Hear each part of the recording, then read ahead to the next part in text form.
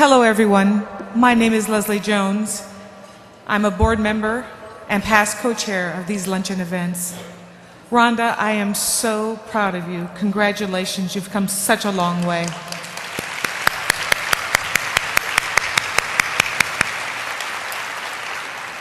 Rhonda, your commitment to the Enhanced Night program, especially your work assisting women to move off the streets and seek a better life, has been absolutely incredible. Thank you for the work you do.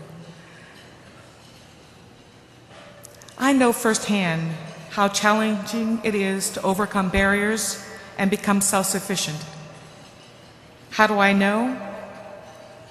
I was a teen parent many years ago, but I'm now a proud mother and grandmother to 4 beautiful grandchildren. As a teen parent, yeah, they're great. You know, as a teen parent, I experienced barriers that challenged my willingness and desire to improve my circumstances. As a teen parent, I was forced out of public school. I endured the unfairness of seeing other teen mothers be the beneficiaries of a private education. Their families had the financial resources to pay for such luxuries, and I did not. And guess who came to my rescue? You're right, the YWCA. They knew that without an education, my only option was welfare. You must understand, however, that poverty is more complicated than just the lack of money. It is about access to nutrition, health, education, and opportunity. I can tell you it feels voiceless and powerless. The YWCA helped me strengthen my skills to break the cycle of poverty.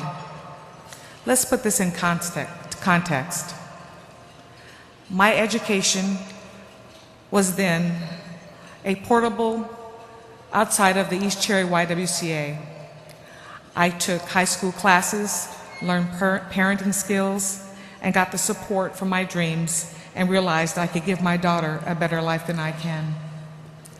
I have crystal clear recollection of the day my YWCA teacher and counselor walked beside me and my mother as my advocates and convinced a Seattle public school to let me back in.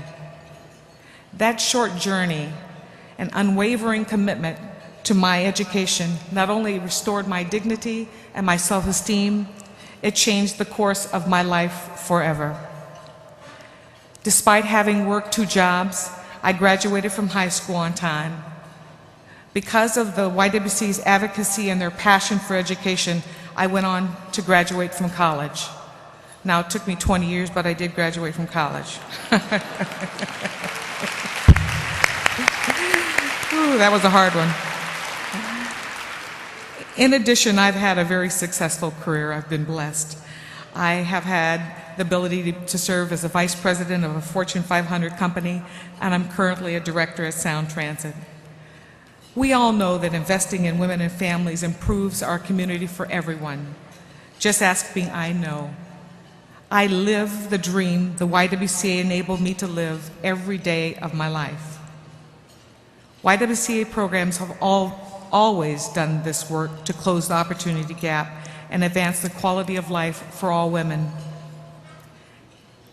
As a young woman of color, I experienced different treatment.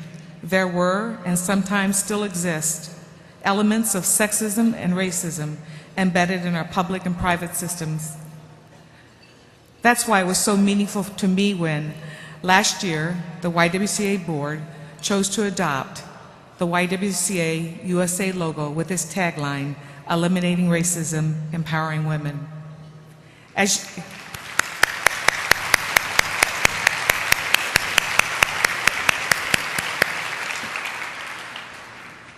As you can see from my story, these statements embody a vision that honors both the YWCA's history and our future. Life with dignity, free from violence, racism, and discrimination. It also represents 6 decades of advocacy by Dorothy Height. Dorothy was a major force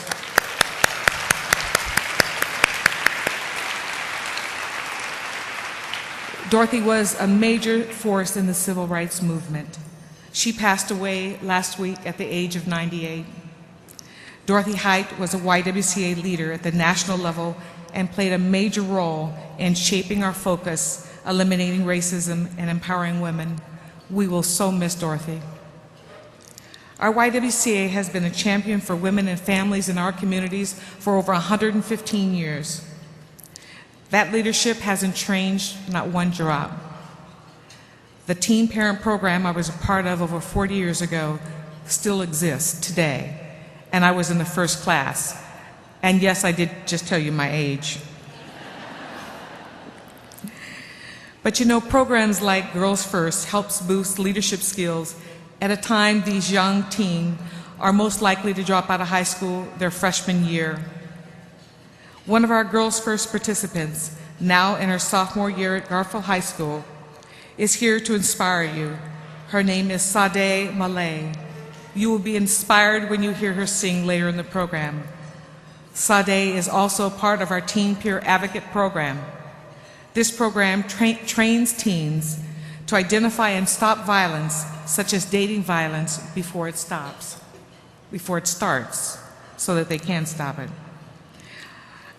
It's important because domestic violence affects women at all levels, of all ages, of all races.